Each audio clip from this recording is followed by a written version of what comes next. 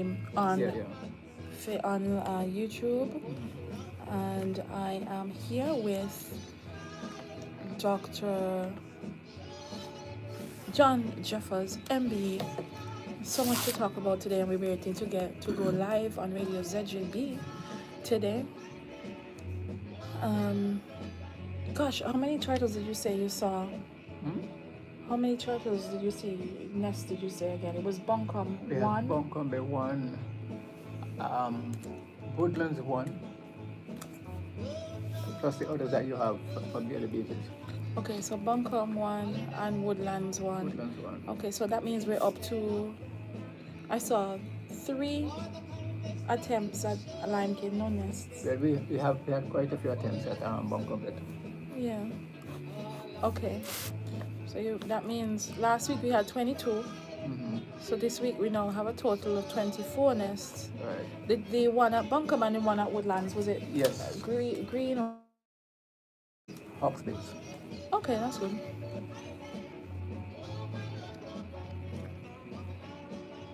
Okay. I can't even get into my phone to see how many hawksbills we had last week. Here to see that. I forgot to mention. Another Nathan. We may have This to, one is 5 years old today. when we excavate the nest, take a measurement of the depth Yes. and they put it back according to the depth. Yes. And who else were there?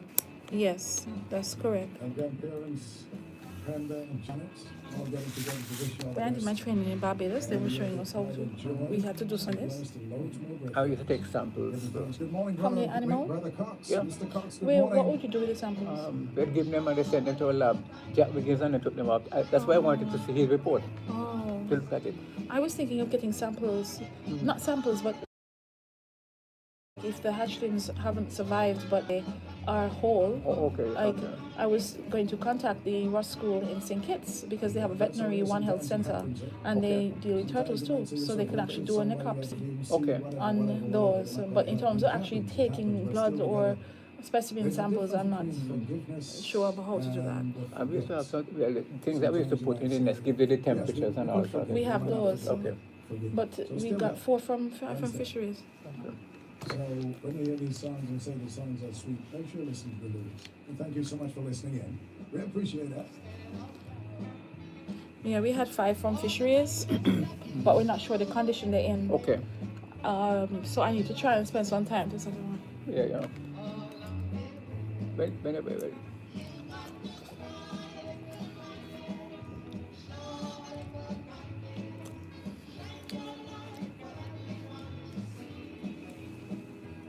And I was trying to remember some of the fishermen who was lost at sea.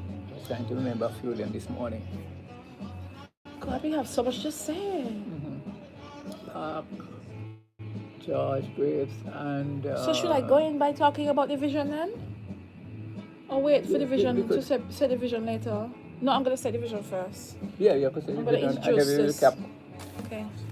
as fishermen, they Yes. that you could touch on some of those. With your, If you know the song, sing along. If you don't, possibly just hum along or whistle or something. Joseph Pines, the Consolers.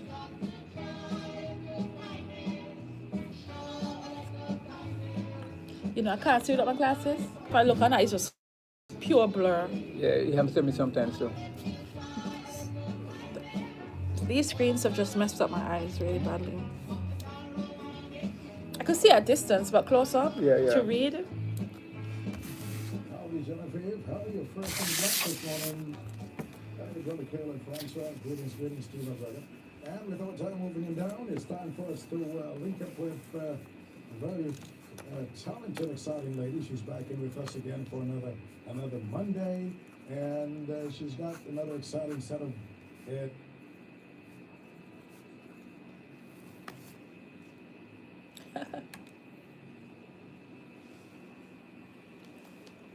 Good morning, JGP. Good morning, Montserrat. Good morning to all of our listeners at home and abroad.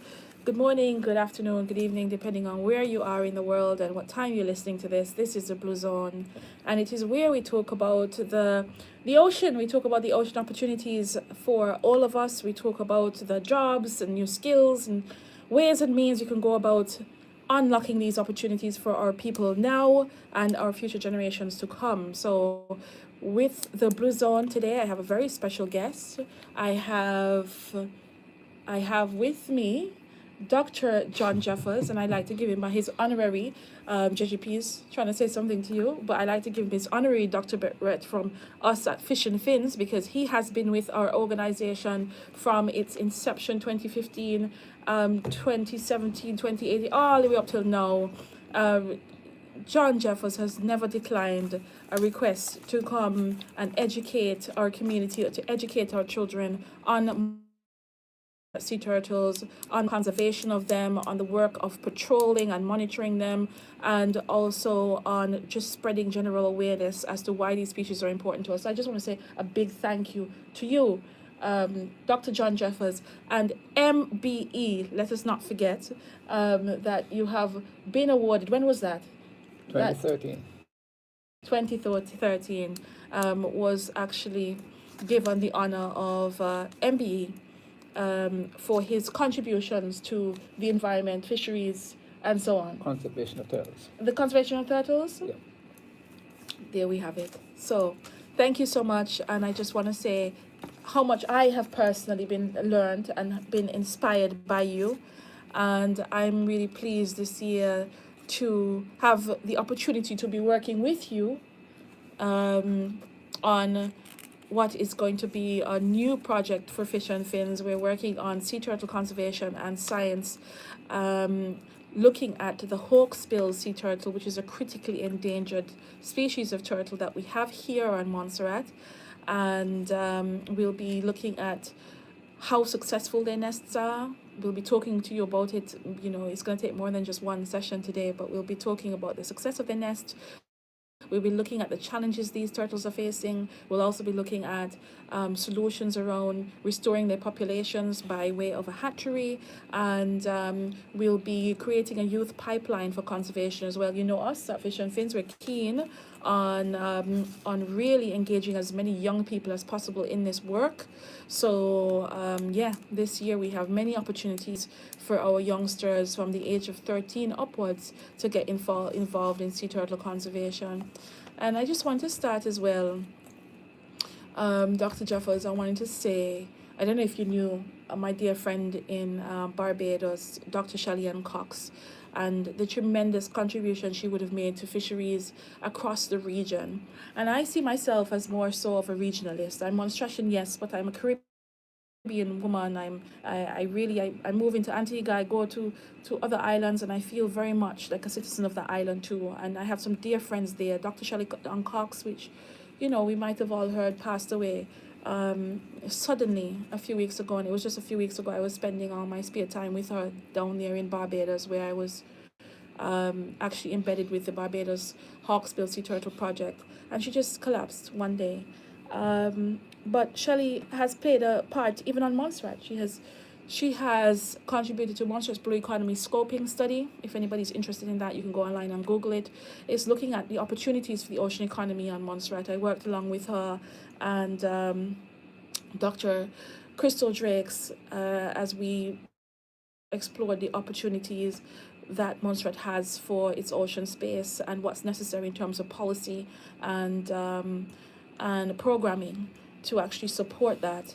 So we're very sad to see her. She wasn't able to come to Montserrat because of the fact that COVID was happening around the same time, and so we had to do this work almost remotely. But one of the things that Shelley had, and I shared, and we all share, Dr. Jeffers included, and those of us here in Montserrat caring for the ocean, looking after the environment and trying to do what we can to raise the profile of the sector, is a vision. And I would like to sort of say what that vision is. Why is it that Fish and Fins is doing sea turtle conservation? Why is it that we are concerned about the turtles? Why is it important that all Montserratians need to care about these things? And how does this relate back to the blue economy? And I think that there are a few things that I made note of. One of them is raising the profile of this sector. The ocean sector in general has tremendous potential for Montserrat, and I think our Premier and our government of Montserrat realizes this and doing what they can to help to unlock these opportunities for the people of Montserrat. We continue to do what we can on by way of our independent projects and collaborative projects to raise this profile so that our young people can actually see that it's not just about fisheries, it's about the whole holistic picture, to do with the energy source, is to do about health and our well-being, is to do with our infrastructure, is to do with our tourism market and products. It's it's a whole web of things that have to come together to create this opportunity, this new opportunity for our community. And another thing in terms of our vision behind our work on sea turtles and our work on the ocean economy is integrating technology. And that is a big part. We do that through our use of GIU and GIS, I should say, GPS coordinates and mapping. That's a really big, important aspect of the work that we do. We are also doing that in the way of modeling for AI and machine learning. We're using that in one of our projects this year to identify individual sea turtles in water through our in-water turtle surveys, and we'll talk a bit more about that as the weeks go by. Another vision that we have is in engaging more young people in the ocean economy, or more young people in sea turtle conservation and in conservation in general and ocean science. We are wanting to respond to climate change and disaster, and one of the things that we can see right now in front of us is the influx of sargassum seaweed. These are some of the real challenges of climate change that we're seeing now. And when we talk about our fishers, and our fishers are our biggest allies, and I wouldn't have even started working in fish and fins or the ocean space had it not been for people like Jim, Arnold, Beamish, Uncle Fred, that, these fishermen, Captain John Howes, that have really been mentors to me, supporters to me, encouragers, friends, and some of them have taken me through boot camps. But I know, for example, a slipway is needed for our fishers, and these are the ways in which we need to be responding to climate change, responding to disaster, ensuring that our young fishers are able to go out to sea safely and come back home safely as well, and updating legislation. And I know this is a topic that will be one that Mr. Jeffers may want to touch on throughout today's program, because our legislation, even on sea turtles, needs to be updated as well. Our legislation, for example, says that we have a closed season from the 1st of June to the 30th of September. Yeah. And there's a fine for anyone who may have sort of, what should I call it, poached eggs, or actually captured the sea turtles, and it's only $50 or something. Yeah, there's right? a closed season. There is a closed season. So there are things to be done there. However, that closed season needs to be expanded because of the fact that these sea turtles are nesting throughout the year, and some of these sea turtles are critically endangered. So yeah, there's many things that we can be talking about there, but I just want to touch on this shared vision, this vision for Fish and Fins that I know we have as an organization, that we have as a community, and even for my colleagues throughout the Caribbean and region. I think one way or the other, we may say it differently, but we're all working towards the same collective goal.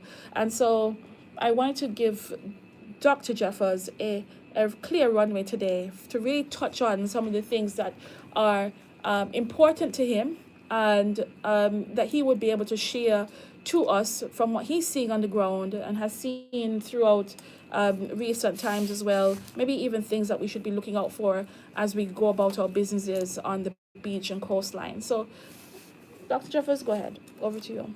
Thank you very much. Now, there's a couple of things I wish to comment on before we get into the meat. First of all, I would like to say thank you for having me on this program. Actually, also, I would like to say to all fishermen, Happy Fisherman's Day, because today, which is also St. Peter's Day, is Fisherman's Day. And in the past, we've had a number of different programs where we visited retired fishermen. We honored fishermen on that day, and sometimes we have a little get-together, socializing and so on, because the contribution of fishermen is significant and should never be overlooked, because they have a dangerous job to do, and they face a lot of risk at the sea. But some of the other areas I would like to touch on today is on the beach itself. One of the things that we are seeing on some of our beaches today is fires. People have been lighting fires on the beaches and actually leave the stuff on the beach at the end of whatever they're doing on it. And that should never happen. We should try and reduce it as much as possible, because when you leave these things on the beaches, it has an effect on the turtles as they come ashore. One of the other things that I wanted to raise, and this is Can you say what that effect is on the sea turtles when they come ashore? Yes, once you put certain stumbling blocks in their way, it means that they have to navigate around the object as it is. Maybe a rock, pieces of wood, and different things which can affect the eyes and a number of other things too. But it's very important that we make sure that the beach is clean as much as possible, and don't leave objects like bottles, cans, and all these things on our beaches. Our beaches needs to be properly clean. It's important because you never know what obstacle might be in the way of a turtle coming up, because if a turtle might start coming up, let's say 20 degrees up, but then it turns off maybe to 40. So any obstacle at all in the way would have a negative impact on the entire nesting process. Another area I wish to touch on is something of which we have no control, as seaweed. There's a lot of seaweed on the beaches too, which affects not turtles so much, but more human beings, especially if you go out there at nights. Because what happens that when people go to the beach at nights, most people go with a light. And what you would find is that there's a lot of flies on the beach. And those flies come right up in your face. And it affects, it's not an easy thing and a pleasant thing to experience, because the numbers are very, very high, especially at nights. And that is one of the things too that creates a lot of confusion, especially if you have children and so on too. That's the other thing too, that children need to be controlled, because turtles, once they're coming ashore, do not like noise. And especially the green turtle in particular. The hawksbill is a bit more tolerant to certain things, but not the green nor the leatherhead. The other turtle is a slightly different one. That's a different case by itself. But those three, they don't really like noise. And if there's movement in front of that turtle, chances are they're going to turn around and go back to sea. Because as they come out the sea, they take breaks, especially the green and the loggerhead. Because of its size and the weight of it, it takes several breaks. Once they get past the surface of the water, they take a pause. And then they make certain distances, they take a break again. And sometimes what they do, instead of coming straight, they take a detour into a different direction. And there's several other things that can happen as a result of that. But one of the other things I want to raise is that, let's look at Buncombe Bay, for example. There is a problem at Buncombe Bay with acacia, what we call the cushion. There's a lot of it on the beach right now. And as you walk on the beach, a lot of it is embedded in the sand. Some of it ends up in the sea. And that comes from the cliff itself, over which we have no control. Because given the drought that we've had, we have seen a lot of the acacia trees falling out. And the pieces end up in the sea. Some are taken down by water, some are taken down by the wind itself. And once it gets into the sea brings it back ashore, and a lot of it is embedded in the sand. So especially for parents who are taking children to the beach, you have to be very careful and be mindful of that in the Buncombe Bay area. Yeah, almost every bay, because to be honest, I've been at the beaches quite regularly for the past 2 months, and almost every day I've been on Kosher. I'm tending to walk barefoot as we patrol and look about these turtle nests. And yeah, I'm even up to this morning at Lion King, and again at Fox's Bay this morning. I was walking into Kusha. So we do have to be careful with our locals, our children especially. It's painful, and then also for our visitors who are on the island. Right, that is very, very important. I thought I'd raise that. And also garbage. People need to remove their garbage. I've seen bottles and all different things placed on the beaches. And this is not healthy. It doesn't send the right message to our tourism industry and for our environment. The other thing too, I did mention Happy Fisherman's Day because St. Peter's Day is actually today. But I think that there's more to it than that, and the community itself needs to take responsibility for the beach itself and do whatever is possible to ensure that our beaches are kept clean and healthy and reduce wastage. There are a couple other things that we will be talking about as we move along with this program. Yes, thank you so much for sharing all of that. And yeah, you mentioned and touched on sargassum seaweed, and sargassum seaweed is and has been inundated our coastlines since 2011. And so that is something that we almost have to learn to adapt to. And right now we're seeing swaths of that golden carpet coming down our coastline on the west. I know in we have some of it that is still pretty fresh at Fox's Bay. I don't know what it's looking like in the Buncombe Bay. And down at Lime Kiln is not too bad right now. Most of it is luckily staying offshore. But that is something that we have to continue to live with. And the only thing I would say about that is that we need to watch out for jellyfish when you're in the water. The other day somebody asked me and said, there was a shark attack in Antigua. Do you think it's safe to go to swim? And I was like, yeah, I think it's safe to swim with the sharks. Sharks are going to be around in every marine habitat. I'm probably more concerned about the impact of jellyfish, that sometimes they get caught up in the seaweed, and the seaweed, they will sort of attach themselves or float alongside that golden carpet, and then the currents may wash or push them into shore as well. So it's good to always swim with somebody with you at the beach. And also if you do have a mask, or if you have goggles or something like this, that you can actually look in the water and see what's around you, so that you can avoid any groups of jellyfish that might be swimming or in the water. Jellyfish can actually have a adverse effect on us while at sea. So you can call in on 491-7227. Please feel free to do so. We would welcome your contribution today by all means. And I'm also on YouTube at Veta FR, which is Veta for real. So it's Veta FR.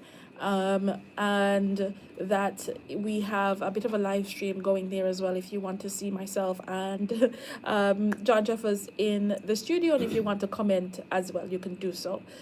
So I have some exciting news for you before we even go forward. I have to tell you. So March, my neighbors in Old Town, Valerie and David Pelletier, they had kindly agreed to adopt Old Road at Islesby Beach for us at Fish and Fins, and to be monitoring it. So monitoring it for trash and different activities, and also turtle behavior, because we wanted to see what turtles might be coming in early, right? Because I think our early nesters are underrated. And you know why I think they're underrated? No? You tell me. Okay. I think they're underrated because of climate change and rising atmospheric temperature. So the hotter the sand, the more likely the turtle is becoming female. Yeah. The early nesters are avoiding the very hot UV, right? So there's a likelihood that those are the ones that are going to come out with a sort of balanced sex ratio, male to female, as opposed to all going like, females because the temperature is too hot. So if we're talking about procreating that species and keeping them going over time, then the early nesters are the more likely to be successful nests, the ones where we have a good balance of male and female that can continue to generate their population, as opposed to all going one way because we don't have that many shaded beaches and the sun is too hot. So that's why I think they're underrated. But what I really wanted to tell you is that in March 19th, we saw leatherback attempt to or nested at Isles Bay. I would say that it was an attempt because we tried to excavate that nest to see whether or not there were eggs or that it hatched. Our neighbors were looking at that nest almost every 2 or 3 days and they saw no hatchling. But a leatherback definitely came up there around the 19th to the 20th of March. That led me to actually start to pay attention to Barton Bay. So we started to go over to Barton Bay, and Captain Johnny had said to me 30 years ago or so, he had seen a leatherback nest over there, and we have seen and known that there's some tracks over there, but I had been going now for over 2 months, and we up to today we have now 15 nests between on Barton Bay and another 3 nests over on Bransby Point. Right. We also have 5 leatherback nests, and leatherbacks are the huge sea turtles, which The largest in the world. the largest in the world. They're very elusive.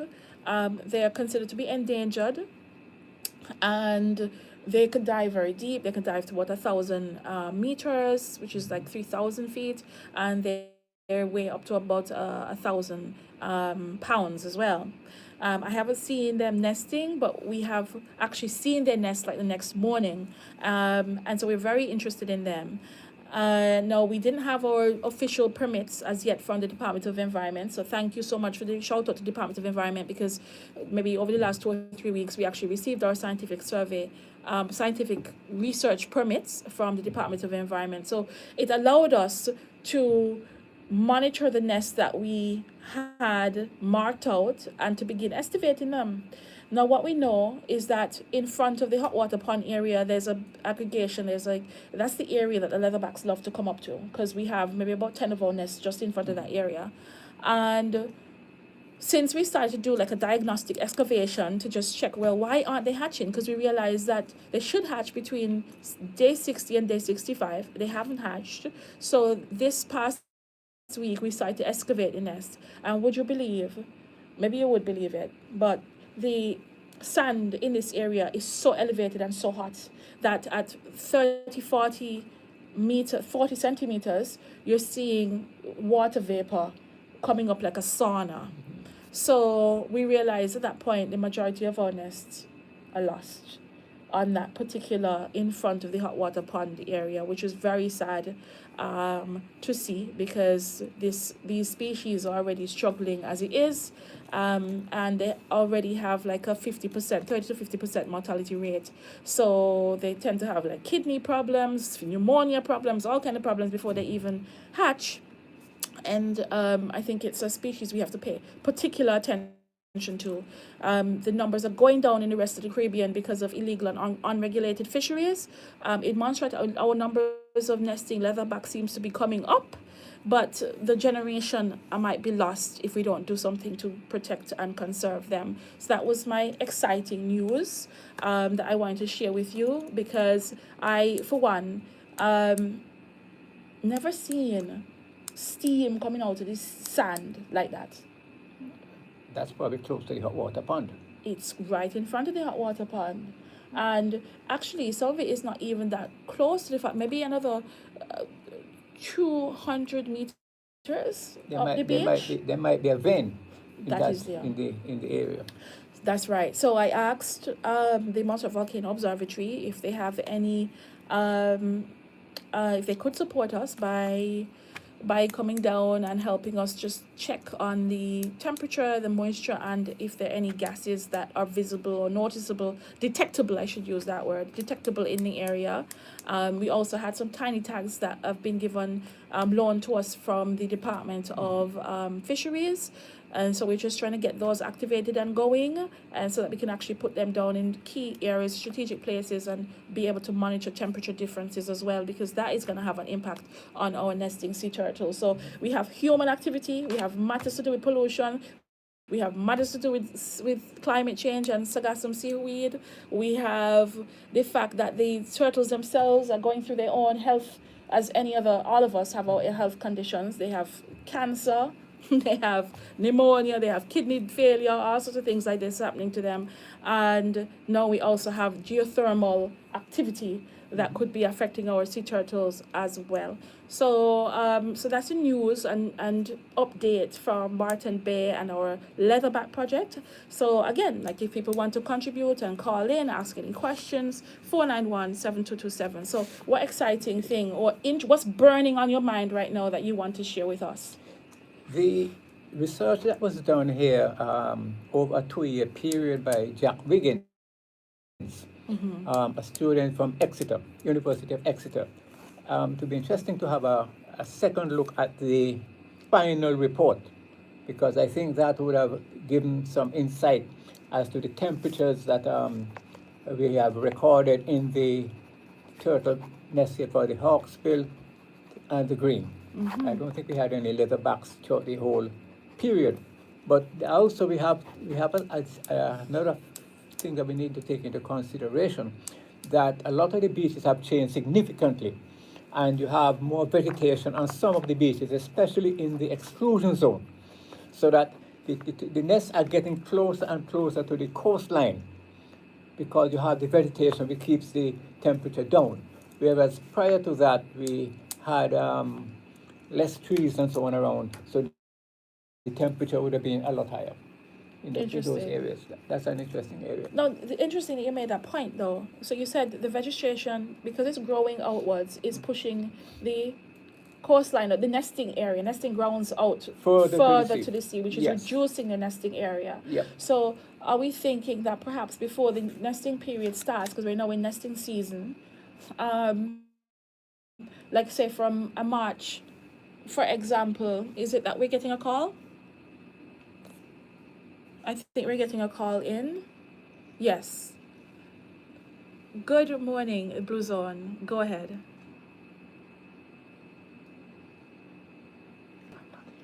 We're not hearing the person. Okay. We're gonna go ahead and call back if we lost the call, but go ahead. So yeah, I was wondering, does it mean that from pre-season we need to start to cut back some of the morning glory and other things so that they have a little bit more nesting space, or is it advised not to interfere with that vegetation because the sea turtles actually need them, like the hawksbill really like to nest in vegetation?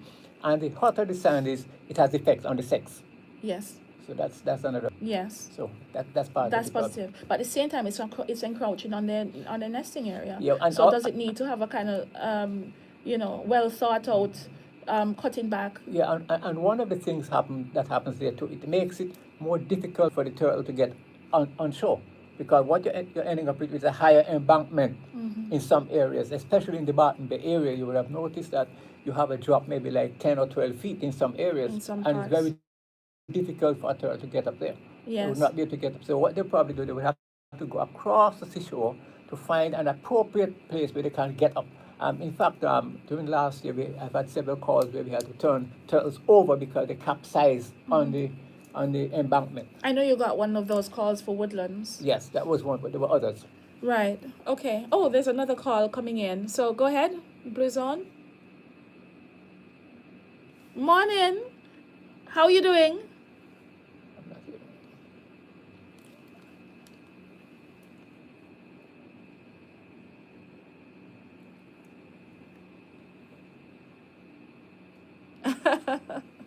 That's his honorary doctorate that he's gotten from Fish and Fins. But for you, you could just say John Jeffers MBE.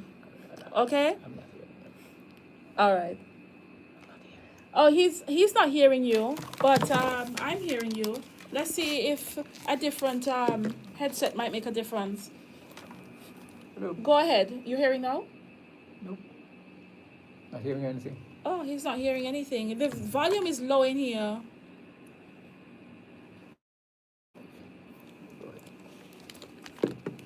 Go ahead. Go ahead. I'm not hearing nothing. Go ahead. You might have repeat what I said. Yes, you are. Go ahead. I will. Go ahead.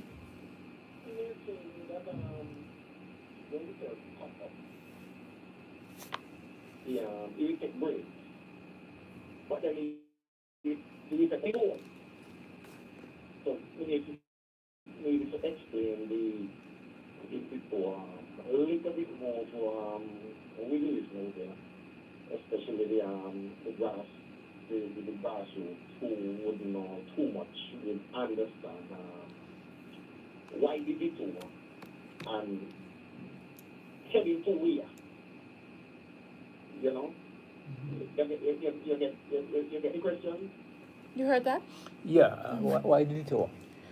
Because the embankment is so high that the turtle cannot, if it tries to get up, it's likely to capsize. That's not what you want. The turtle should be able to come up on its own because of the steepness. In some cases, you may be looking like a 40-degree angle all of a sudden.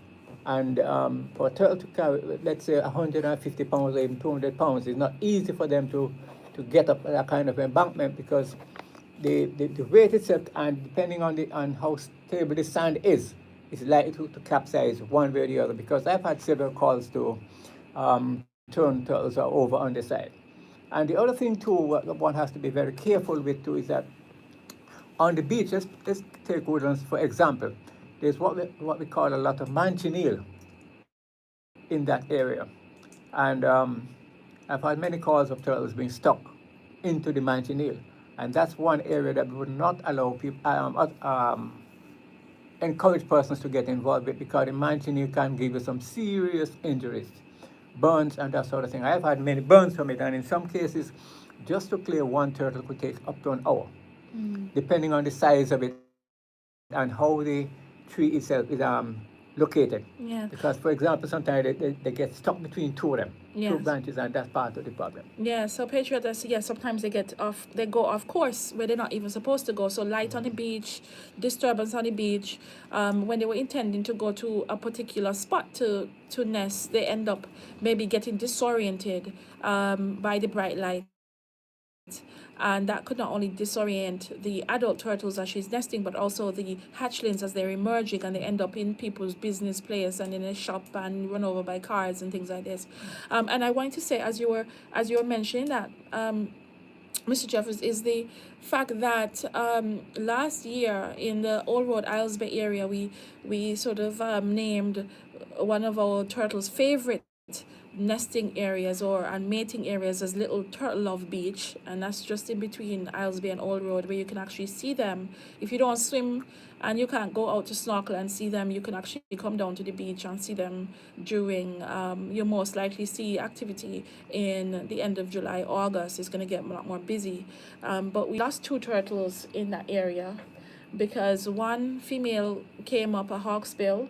She came up and then went through this sort of like dried out wetland, and it was very bushy, so she was looking for the vegetation, but then there's a slight incline to get back up out of it, and it doesn't look like she was able to get up, and the hot sun probably dried her out. She got dehydrated and disoriented, and she still had her eggs in her, and wasn't able to nest, and she was a grown hawksbill. So that was a major loss for conservation because, again, our hawksbill numbers are low. And to just give that explanation as to what that is like, in 2022 there was a scientific study done, and Jack Wiggins and Exeter University folks, I think they recognized that we had about 400 to 500 sea turtles, green sea turtles nesting on Montserrat, but only maybe about 40 to 60 were hawksbills. So this is a matter of concern. We then also had a green sea turtle that one of our fisher friends reported to us that she had gotten stuck in the woody area in Little Turtle Love Beach, and that woody area, they found her, they already just smelling the rot. So she went in, got stuck up in between the trees. And this is why patrolling the beaches, having community engagement, having community involvement, having community scientists, having scientists that are based on Montserrat is such an important thing, because turtles are not waiting for the grant period. Turtles is not waiting for somebody to catch their flight and come down, or for their specific research period. Turtles are coming regardless, and they're here, they're ours, they're in our backyard. They are partly our responsibility to care for them, and I think when we care for them, they care for us too.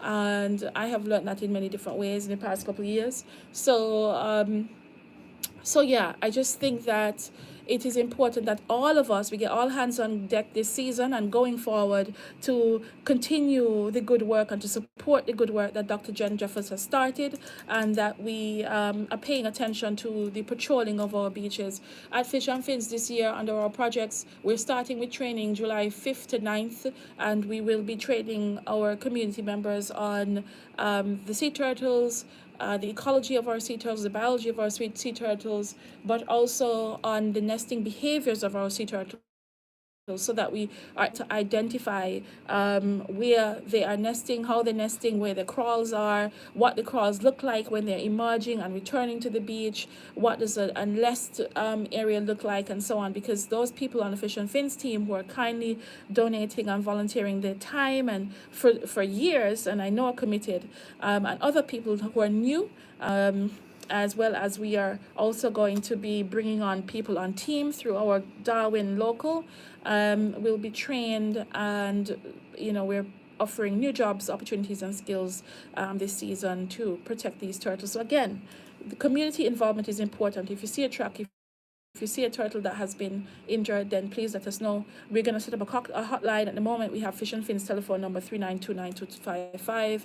But by next week or maybe the week later after, we'll be letting you know what our official sea turtle hotline will be. So if folks see that, and you always can call Mr. Jeffers, John Jeffers, so that he can also come to the assistance of yourself or the sea turtle. I would say don't touch the sea turtles if you see that it has capsized or that it is really in difficulty. I don't know what you would say, because you don't want to end up in a situation where you're hurt. They can be very heavy. Yep. And they have a strong bite and slap. So especially if you have children around, you've got to be careful. And there's a correct way to lift them and so on. So I don't know what your thoughts are on what do people do if they see a stranded sea turtle in difficulty. Do you have any advice? It all depends on the location. You would have, there are times you may have to move rocks or different things just in order to get it back onto into the proper position. But one of the things I wanted to say also is that colors makes a big difference whether the turtle comes ashore or not. If you are wearing a white or a yellow color like those, and there's a light close by, once a turtle is coming out of the water and they see that, they turn back automatically to the sea. And that's any turtle. That's the hawksbill green. The hawksbill is a bit more tolerant compared to the green and the leatherback and the loggerhead. So wear full black if you're going to the beach. Dark, Look at dark colors. No, well, if you're using a color, maybe red or something like that. But once you talk about white and yellow, it reflects in the eyes. And one of the things too that the green turtle does, as it comes out of the water, it takes several breaks, as I mentioned before.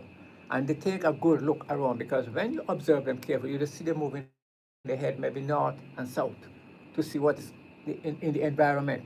They're looking for a particular spot to go. And remember that even though we may have tagged turtles, one of the things that we picked up, they do not tend to go back to the same spot all the time.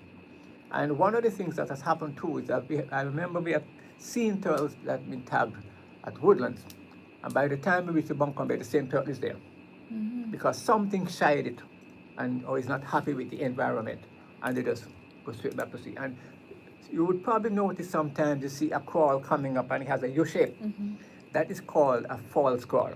Something probably disturbed the turtle and it just decided to go back to sea.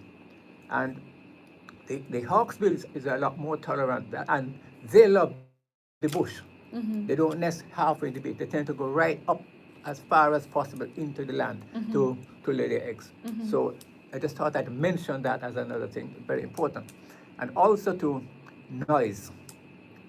Turtles do not like noise once they're coming out of the water. And one the other thing too, even your movement is very, very important, because there are times you'll find a turtle coming up and they will come straight up the coast, the beach itself, and go straight to a spot to nest. And there are times they will come up and they will do a semi-turn, and then they head back up into the bush to nest. So yes, yeah, you're right. Again, if anybody wants to sort of add anything to that or ask any questions, why we have our local knowledge holder and local ecological expert on Montserrat sea turtles here, Dr. John Jeffers, and please feel free to call in on 491-77227. Yeah, I think too, if you're at the beach in the evening and a sea turtle is coming up, I would say too, you definitely be quiet. Yes. Probably even crouch down, stay still where you are, crouch down, and make sure you stay to the back of the sea turtle. Don't try getting in front of it or anything like this until she passes by. So you've got to be so sensitive and careful with them. The green turtle has been recently downgraded, upgraded, whatever we want to call it, in conservation as being vulnerable. So you have these different sort of scientific or conservation status of different species. Like our mountain chicken here, for example, is critically endangered. So if we didn't do anything to care for it, it could be on the edge of extinction. Another call, 491-7227 is our number. And good morning, Blue Zone. Yes, sir. Are you hearing? Yeah, Go no ahead. problem. Yes, we're hearing now. We're hearing now. 2011, then we returned back. Let's set up one hatchery up by the Graves area. Mm-hmm. The reason we bring up that because you said that you find one nest with the turtle and no hatch Yes. because of the Sa- climate. The climate. correct, yeah. Sand So, temperature. we ask if the hatchery is still in progress or not. You get that? Yes, the caller is asking whether or not the hatchery is still in progress or not. To be honest, I can't say yes and I can't say no. Because even the hatchery itself had its own problems, because we had some problems with the fire ants. And that also had a serious impact on the nesting of turtles. The other thing too is that turtles are very, very sensitive. And whenever you see a turtle come ashore, not because you might see it up in the bush and like it digging the chamber, do not get close to it. Because you're talking about the turtle might be throwing sand maybe 20 feet away before they start digging the chamber. So they do what we call the sweeping. They sweep the area first with their front fins, and then after they sweep and they reach to a certain level, then they use the back fin to dig the chamber. Once that they have completed the chamber, they take the two back fins and cover the chamber itself. At that point in time, that's when we would go up to the turtle, tag the turtle, take your measurements, and whatever samples you want to take, because it's not going to move. They're like in a trance. And at that point, we can count the eggs as they hatch or whatever it is we have to do. But when they finish, they will take that back fin and cover back the nest. And then after they've reached a certain level, they will take the two front fin and camouflage the nest again. Mm-hmm. And if you're happening to be in that area, that point we would ask you to move. Mm-hmm. Because they're going to throw sand left, right, and center. Mm-hmm. And it's not a pleasant thing to get the sand in your eyes, No. in your mouth, your hair, all parts of your body. Correct. So, and then we do advise parents not to go in front of the turtle, neither behind of it. And no flashing lights No as well. flashing People like lights. to take photographs. I would say leave the light on red and take off the flash off your phone unless the turtle is returning back to the sea Back and you're to at the the back of the turtle. Right. Certainly don't do anything. The eyes are super sensitive and you could easily blind the turtle and cause issues with disorientation. And it's a very distressing thing to see a turtle being disoriented. Yeah. Well, one yes, of the go things ahead. that we do too, while the turtle is actually laying its eggs, that is when we tag the turtles. Mm-hmm. And of course, we also check the turtles to see if it was tagged before. Yes. Now, we have two different types of tags. Mm-hmm. One that you can see with your eyes, and one that you need to have a special instrument Mm-hmm. to see whether it has a pit tag, which is inside of the turtle. Mm-hmm. And based on that, we've sent a lot of that information overseas to the University of the West Indies. Mm-hmm. And they have sent back to us and said, okay, X turtles was seen in Costa Rica. Mm-hmm. That was tagged in Montserrat. Mm-hmm. And several other countries have sent back that information. Mm-hmm. So the old theory that turtles only go back to the beach where they were born is not correct. Mm-hmm. So because we have had reports of that, and it's actually recorded in the files at the fisheries department when I was there, Mm-hmm. that we've had calls back from the University of the West Indies, because what happens is that the tags you have they are all registered at a central point. Mm-hmm. So if you take the information and send it to that, let's say the University of the West Indies, Mm-hmm. they can say this tag was done in Montserrat. Mm-hmm. And you can go back to your computer, your records, and see what year you target, the timing, and that sort of thing. And the moon phase is also very, very important. Yeah. Have you checked yet whether or not fisheries have any flipper tags? I did check, but I don't think they have any at the moment. Okay. So we were Neither looking. pit tags, because those are the things now that we would need to get. We were looking to see whether or not we could, do some flipper tagging when we start our nest patrols this year. But interesting that you mentioned that, and I'll go back to what I was saying in terms of our shared vision on integrating technology, especially for the future of turtle conservation and marine science on the island.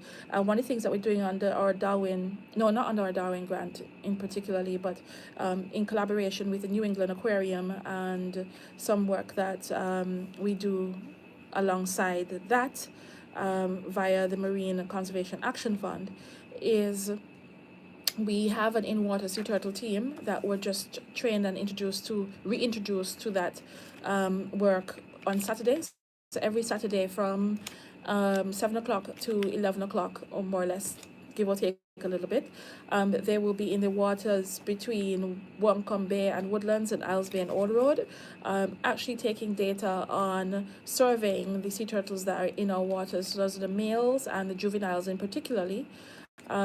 Because of course you know what's happening with the females because they're coming up on shore, but you don't really know what's actually happening with the population of males and which males or juveniles might be resident to Montserrat as well. So you can put satellite tags on them, but those satellite tags sometimes are lost very easily because hawksbill turtles love to eat coral, they love to be under rock. Sometimes you put a $3,000 tag on the back of them, and then within 6 weeks it stops giving data. So having our people on the ground, again, community action, community involvement, community science, local people being involved in taking care of our blue backyard and the species that we call special here is very important. I can't emphasize that anymore. So having those people on the ground being able to identify species because of their behavior, because of different markings on them. And one of the things that we're doing in terms of integrating tech this year at Fish and Fins is that we are going to be working with a researcher from Santa Cruz, California, who is also going to be on our team for this year, and she's going to be helping us create a model, an AI model for identifying sea turtles by way of their scales. So they have these particular markings on their face, on their top, their forehead, and also around the eye orbit that is like their fingerprints. So if just like how you have face recognition technology that nowadays you can type in your phone and your photo album and type in Mike or type in yellow bucket, and it will pick up those things. The AI system and softwares that are being built now can actually detect turtles by individuals. So instead of having to do flipper tags and other types of taggings, you could imagine that the future of sea turtle conservation could be relying on the AI system. So we want to be on board with that here at Fish and Fins for our next generation, and ensuring that we are developing models that can also fit into that system. So that's one of the things that we'll be doing, and the in-water team are actually ensuring that this year they're capturing, this is not the first year we've done this, by the way, this is now the second year, and they're going to be capturing the photographs of the sea turtles along the way. So I just want to big up Jason Willett, Leslie Lewis, who is in CID, we have Joshua Kelsick, we have Michael C. Celestine, a Marine officer, and we have one of our volunteers, Kate Ambler. All of that volunteer team are also part of our in-water sea turtle survey team. So big ups to you guys, and thank you for your work. And anything else you want to One add? other thing too is that very often sometimes you'll be at the beach and you would see turtles swimming on the surface of the water. You would see the turtle actually mating. That's a sign that they are getting ready to come ashore to lay their eggs. The other thing I wanted to touch on is that as we celebrate Fisherman's Day today, is to reflect on some of the persons who have lost their lives at sea and those who have gone adrift. There are many who have just disappeared like that, that we do not know whether they're alive or dead. We remember specifically that incident which involved George Graves, Park, and I'm trying to remember the other person's name. Martin Rodney, Yes. when they went adrift Yes. and ended up in Panama. Wow. Yeah, but God was on their side. The ship picked them up and carried them straight to Amen. Panama. But then, of course, we have people like John Lee and several others who have been lost at sea. And so people need to be properly prepared and have safety devices wherever possible. And always try and have a radio, because Yes. that is critical too, because too often some people out there fishing without a radio. And your telephone. Just have And your the telephone. both, yes. Having your You telephone must have and some having it means topped of up communication, is important. because that is critical. Because let's take, for example, if you go fishing and the Coast Guard does not know where you are, and there is nothing, have no means of communication. You don't even have a phone to call a relative to say, well, we are in trouble or whatever it is. How is it that the Coast Guard is going to know where to go to look for you? Correct. This is very, very essential. And Right. it's also important to let someone know what direction you are going and where you intend to be. Because if you're going to ask the Coast Guard to come to your rescue, it is very, very important. It is very, very important that you have clear guidelines, clear information, so that they can say, okay, he left to go Haven Shoal or whatever it is. These are some critical things that we need to ensure that our fishermen do. So Thank as we you. celebrate Fisherman's Day today, we would like to say Happy Fisherman's Day to all persons. Happy Fisherman's Day to you too, and thank you all for what you have done for us here at Montserrat and for all the tasty fish that you provide as well. I'm looking forward to my ballyhoo right now. I know there's a lot of ballyhoo in the water. And to wrap up, finally, we have, in terms of turtle counts, we have 23 leatherbacks since the season started. We also have, in the past week, three... we have 3 hawksbill nests as well, between there's 2 on Lime Cane and there's 1 on Buncombe Bay. So that's your update from us, and thank you